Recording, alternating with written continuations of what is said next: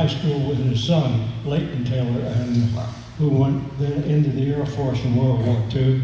And he did survive, but I haven't seen or heard of him for many years. But I was very familiar with all of the activities that you talked about that occurred because I went with Harvester in '47, so I stayed in the refrigeration industry. And then I went with Whirlpool when they bought Harvester, and that's when they also bought the Servel properties that they did. And they did buy the refrigerator part of it. And they tried for 2 or 3 years to reduce the cost of the gas refrigerator to make it competitive with electric. And the engineers worked very hard on it, and they were able to cost reduce it considerably without no sacrifice in quality.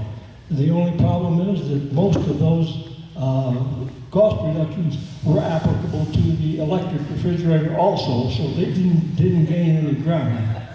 And Harry Shagaloff was the engineer who invented that Servel ice maker with the semicircular shape. Yep. And he did not go with Whirlpool, but a guy named Bill Lindstrom worked with him on it, and Bill did go with Whirlpool, and he passed away not too many years ago. So that's all a bunch of, would you believe, history, except, hell, I was there. That's fascinating. I'm so happy to hear that, and it certainly adds a lot to what I'm able to bring, since I was only 2 years old then. However, those semicircular cubes still exist, and I get them out of a Whirlpool refrigerator every night, pour a little bourbon on them. In memory of my grandfather, he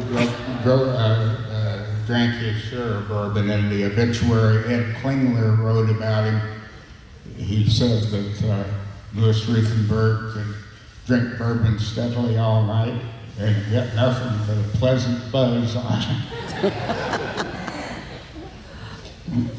Thank you. We have one other person that's wanted to say something that stood up when they worked at Servel. There's somebody else I saw, okay, is Willie. One other statement on Servel, I've got to be away from this microphone, but Servel made 2 million refrigerators as in 1941. That was the 2 millionth. In 1940, the United States population was about 135,000, and in 1940 we had about 35,000 homes, and 117,000 homes. So it's about 5% of every home in 1940 had one of your refrigerators.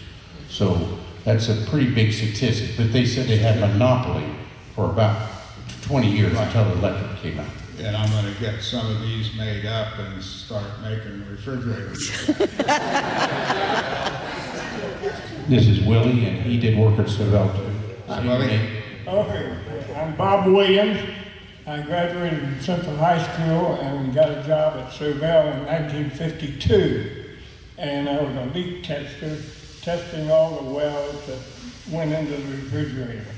Didn't do nothing real great. I went into the Army in '53 when I got drafted.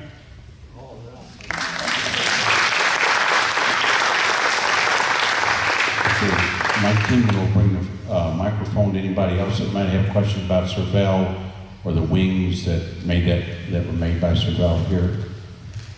Any other questions at all? Okay, we have a question here. Yes, sir. You gotta say your name. Say your name. Norman Kohler. I worked at Boots Manufacturing, and up in the attic, they had some of the old tanks that Servel used in their refrigerators. They were galvanized, and they had a little cart float in them, and they wasn't making them then because I didn't start there until the '60s. But they had made them, and they had some of them up in the attic yet. It's left over, and apparently they made those for Servel at one time. Any other? Here's another question. Yeah.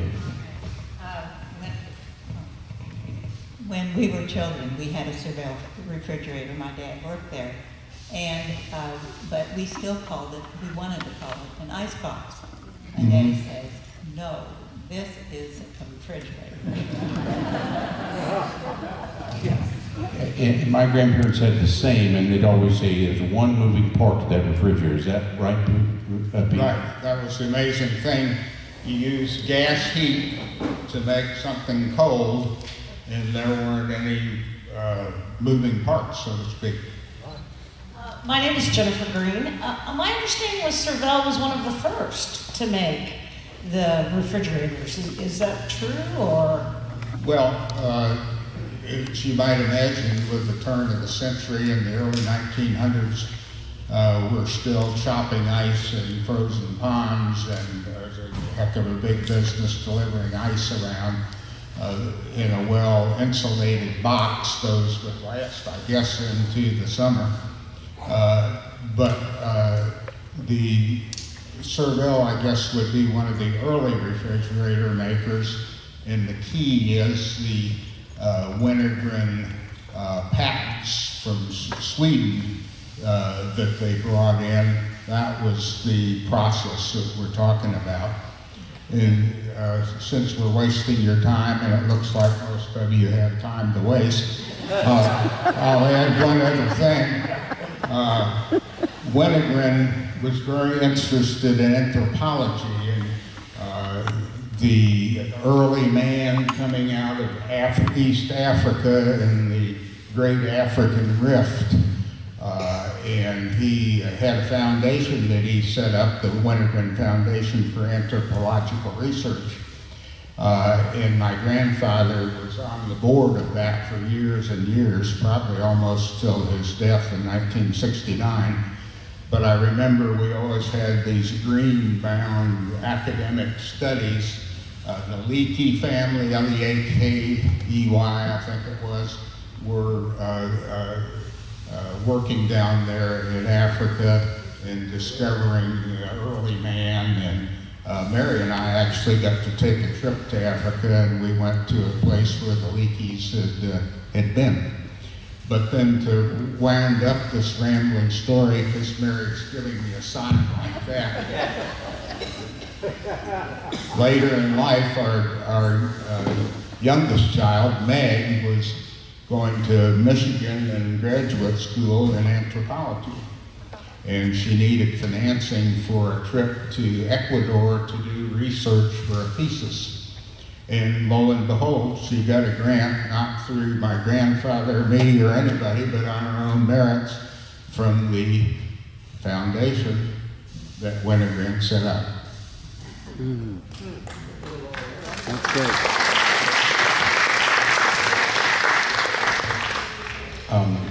Your salary just dropped down because you said we didn't have anything to do. Okay, we were going to give you a big high payment, but you said we didn't have anything to do. No, now, Pete, I'm talking about some of us who are lucky enough to be wealthy retirees. Other questions out here? Other questions? Yes, we have a question up front here. We got to get a microphone. You got to say your name and say your name and everything. My name is Hazel T. Poole, and I was just wondering, are you working from something that your grandfather made? I mean, is that how you got a job? I mean, you know what I mean? It's a hand-me-down. I mean, I know you worked hard, you went to college and all that stuff, but did this happen? No. Not to be bitter and a smart aleck, but I guess my grandfather was an executive with a company, Servel. He worked mainly for salary, didn't own the company, didn't own much of it at all. My dad was at Kent Plastics and Ball Plastics for his career. He made a good salary, didn't own any of the company. And I have worked at several places, including Red Spot Paints. I didn't own any of the company, got a good salary. So the fact that Mary has decent clothing on today is all me. I wasn't handed down.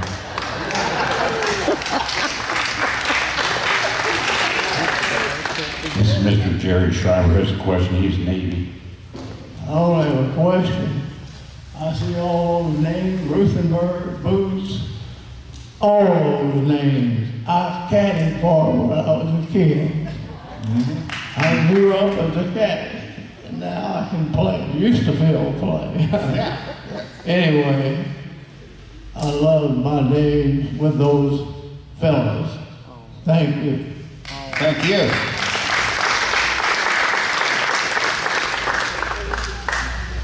She was talking about hand-me-downs, Wayne Barron. The lady was talking about hand-me-downs. We'll go back to the early 40s. My dad helped bring cryogenic gases into Servel in the nitrogen and oxygen in production of the refrigerators. He worked in that line from 30 to 50 at Servel. In 51, he went to hauling cryogenic gases. 67, I stepped in his footprints, and I hauled it for almost 20 years. So we've been connected. And I can remember as a little boy, a lot of you people will probably remember the railroad tracks from Servel down to Trotman's. When Dad get off work in the afternoon, 4 or 5 of us kids would run up the railroad tracks to Servel and walk home with Dad, and I can remember that like it was yesterday. And then the pictures my family had of the Servel Christmas parties at the Coliseum. Some really great memories from a great time. That's great. My name is Mary Barron. I'm not so sure I'll get my last name after you. But we also had a Victor garden, but we didn't take our veggies to Servel. We sold them in the neighborhood. But it was a wonderful experience. And in fact, Wayne was talking about going up and down the railroad tracks. Dad didn't even eat there. He carried his lunch pail, and he had that lunch pail for, I don't know how long, a long time. But Servel was good to me. It was a good company. Thank you.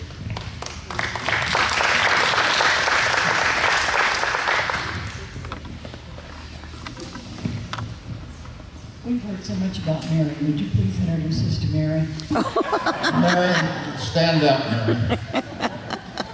Okay, I'd like to introduce Mary Rogers Rathenberger. Her parents, Maynard and Martha Rogers, came to Evansville in the late 30s. Her dad was an independent petroleum geologist, and she lived down on First Street.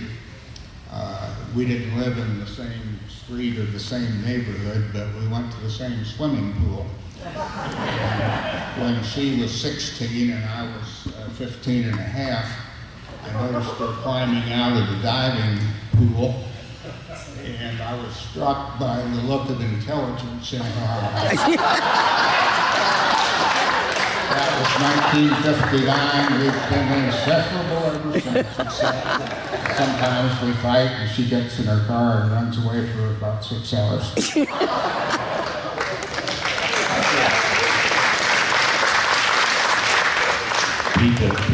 I know you don't make very many mistakes, but you did state that she's older than you. You shouldn't have said that. Well, no, she uses that to point out my mistake. She says I'm older and more mature than you are. Anybody else have questions? Yes, we got one right here. Okay. Say your name. Jeanette Bittner Phillips. My father was a foreman on the wing plant, and he was known as Whitey Bittner. And I remember as a small child, we would go to a picnic ground, the Servel picnic ground. Servel Gun Club and picnic ground. Where is that at? And I don't remember now, but there was some really good times had there. Yeah, it was south of town. Remember when that horrible tornado came through and a lot of people were killed in mobile homes? I think it was just across the street and east of there. Is that right? Yes. Yeah. So Servel had all kind of activities for employees, different teams. Some of them were semi-professional baseball and that sort of thing. All kind of clubs and stuff. It was pretty interesting. There's a fire department there now that I think's bellied up right there by Angel Mounds is where they. Yeah.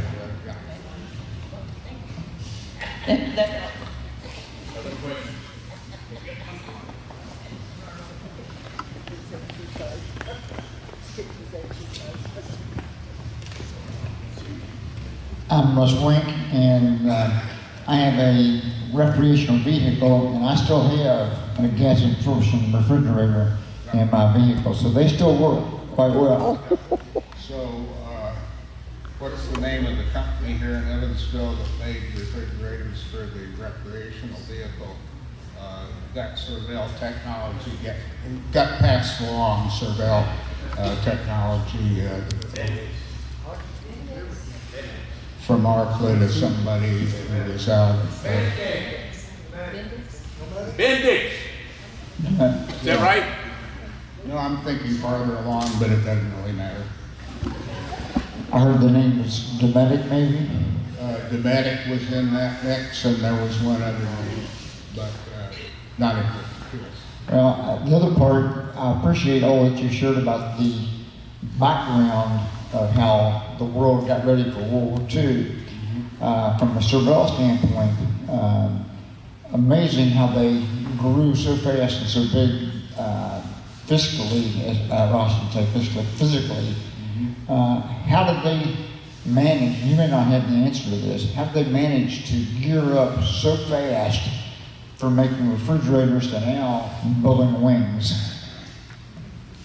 Well, I don't have the answer to that, other than I would make the observation that there was a strong engineering culture at Servel, a lot of great engineers and a lot of other innovative folks.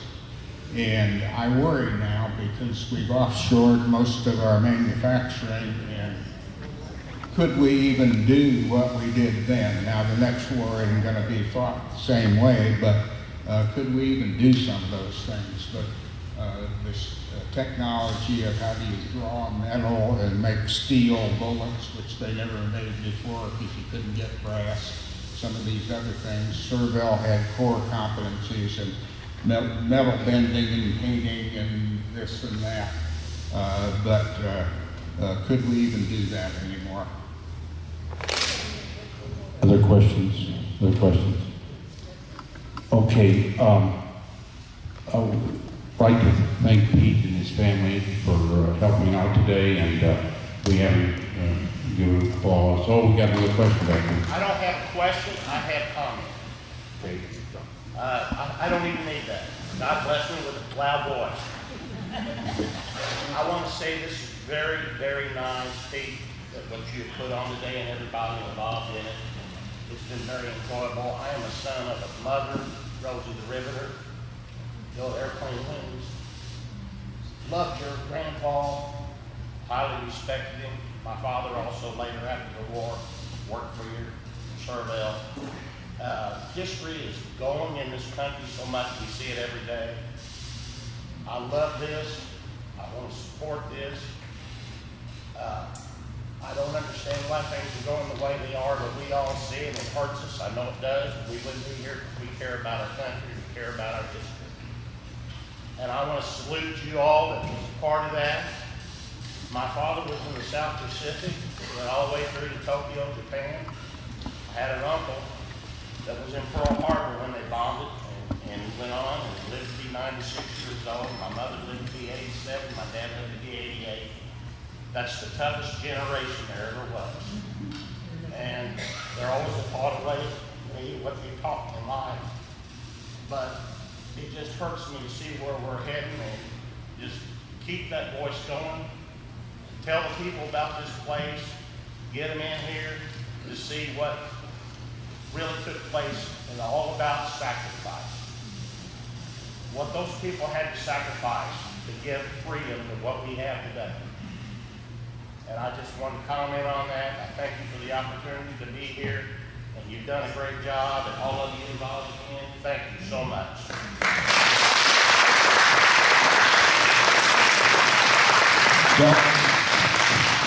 And thank you for that sentiment. I would add, if you haven't joined the Evansville Wartime Museum and paid dues at some level, please do so. Thanks, Mark. You got anything else? Okay. Then I'd like to just tell you one other thing. Everybody's heard of the Smithsonian. Well, Smithsonian's going to be here next Tuesday to photograph that plane and do a little movie on this plane. So they're doing the Warbirds, and we were selected for them to take Hoosier Spirit too. So it's helping our community, and when they put their documented movie out, I'd call you to watch it, and it'll be that baby right there, Hoosier Spirit 2. So we're lucky that the Smithsonian's being part of our museum.